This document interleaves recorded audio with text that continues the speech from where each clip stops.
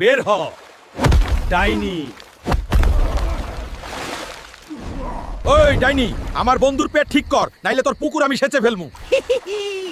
অত সোজা না রে সবুজ দানব। ওর পেটের ফুটবল বের করতে চাইলে তোরে অগ্নি পাহাড় থেকে জাদুর লাল মরিচ নিয়ে আসতে হবে। আর যদি না পারোস তবে তোর বন্ধু আজরাইলের দাওয়াত খাবে। কই আছে জাদুর লাল মরিচ?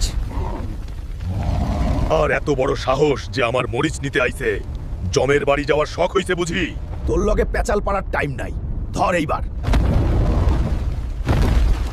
ওই তো জাদুর লাল মরিচ।